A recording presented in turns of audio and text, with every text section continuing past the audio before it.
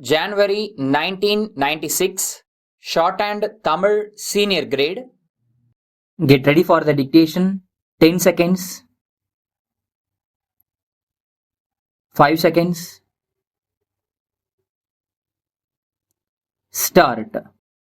நண்பர்களே, பத்திரிகையாளர்கள் சங்கத்தின் ஆண்டு விழாவில் கலந்து கொள்ள எனக்கு வாய்ப்பு அளித்தமைக்காக முதற்கண் நான் நன்றி தெரிவித்துக் கொள்ள விரும்புகிறேன்.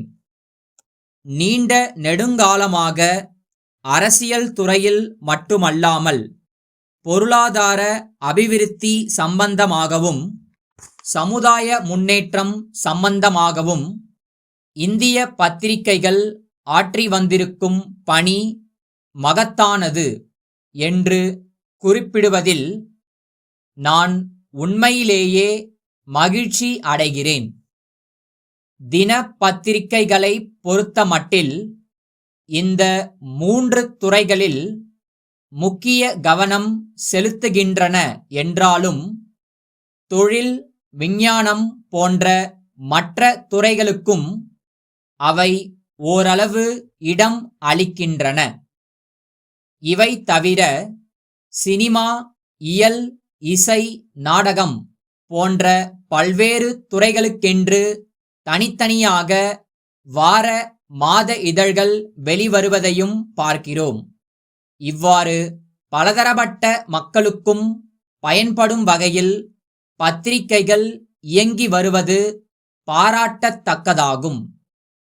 குறிப்பாகச் சொல்ல வேண்டுமானால், நம் நாட்டின் சுதந்திர போராட்ட காலத்தில் இந்திய பத்திரிகையாளர்கள் ஆற்றிய பணி மிக மிக போற்றத்தக்கதாகும்.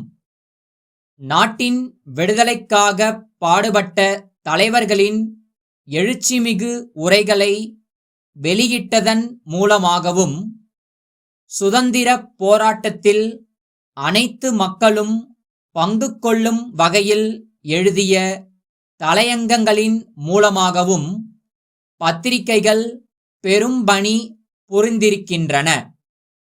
சுதந்திரம் நமது பிறப்புரிமை என்ற உணர்வை கற்றவர்களிடையே பரப்புவதற்கு ஆங்கில பத்திரிகைகள் உதவி செய்தன என்பதை மறுப்பதற்கில்லை. எனினும் ஓரளவே கல்வியறிவு பெற்ற சாதாரண பொதுமக்களிடையே சுதந்திர உணர்வை ஊட்டுவதற்காக பல்வேறு மொழி பத்திரிகைகள் எடுத்துக்கொண்ட முயற்சி ஈடு இணையற்றது என்பதையும் இச்சந்தர்ப்பத்தில் நான் கூற கடமைப்பட்டிருக்கிறேன். பத்திரிகை தொழில் ஈடுபட்டுள்ளவர்களுக்கு அறிவுரையொன்று நான் கூற விரும்புகிறேன். ஜனநாயகம் சிறப்புற அமைவதற்கு மக்கள் எல்லோரும் கல்வியறிவு பெற வேண்டியது ஒருபுறம் இருக்க, பெற்ற சுதந்திரத்தை பேணிக் காப்பதற்கு மக்களுடைய கடமை என்ன என்பதை பத்திரிகைகள் கட்டுரைகள் மூலமாகவும் தலையங்கங்கள் மூலமாகவும் அவ்வப்போது விளக்குவது பயனுள்ளதாக இருக்குமென்று நான் நம்புகிறேன். அது மட்டுமல்லாமல் விரும்பத்தகாத உணர்வுகளை தூண்டும் வகையில் செய்திகளை வெளியிடுவதை தவிர்த்து ஆக்கப்பூர்வமான பணிகள் பற்றிய செய்திகளுக்கு முக்கியத்துவம் அளிக்க வேண்டுமென்று நான் கேட்டுக்கொள்கிறேன். நாட்டின் விடுதலை போராட்ட காலத்தில் பத்திரிகையாளர்கள் எந்த அளவுக்கு கடமையுணர்ச்சியுடனும் தேசிய உணர்வுடனும் பணியாற்றினார்களோ, அதே முறையில் மக்களிடையே ஒற்றுமையை வளர்ப்பதிலும் பண்பாட்டை பாதுகாப்பதிலும் பத்திரிகைகள் கவனம் செலுத்த வேண்டுமென்று கேட்டுக்கொள்கிறேன். நாட்டில் ஜனநாயகம் தழைத்தோங்குவதற்கு மக்களுடைய கருத்துக்களை பிரதிபலிக்கும் வகையில் பத்திரிகைகள் சுதந்திரமாகச் செயல்படுவது அவசியமாகும். அத்தகைய பணியில் உங்களை நீங்கள் தொடர்ந்து ஈடுபடுத்திக் கொள்ள வேண்டுமென்று கேட்டு உரையை முடித்துக் கொள்கின்றேன்.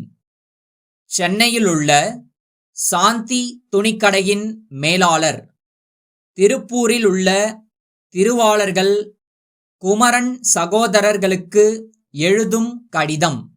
அன்புடையீர், தாங்கள் அனுப்பியிருந்த 500 சட்டைகள் கொண்ட 5 கட்டுகள் நேற்றைய தினம் எங்களுக்கு கிடைக்கப் பெற்றன.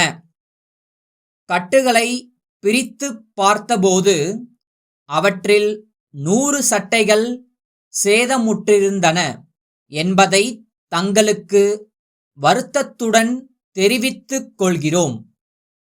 தங்கள் பொருள் விவரப் பட்டியில் கண்டுள்ள தொகையில் மேற்படி சேதமுற்ற சட்டைகளுக்குரிய விலையை கழித்துக் கொண்டது போக பாக்கித் தொகைக்கான வங்கி காசோலையை 1-2 நாட்களுக்குள் தங்களுக்கு அனுப்பி வைப்போம்.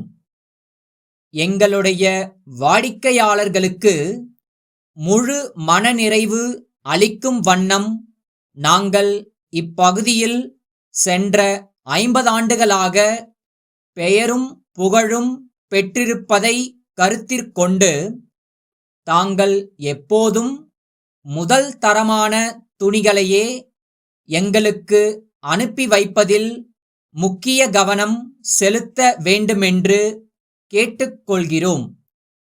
தாங்கள் வெளிநாடுகளுக்கு ஏற்றுமதி செய்யும் பல்வேறு அளவுள்ள 1000 உயர் ரக பனியன்களை எங்களுக்கு அனுப்பி வைக்கும்படி கேட்டுக்கொள்கிறோம்.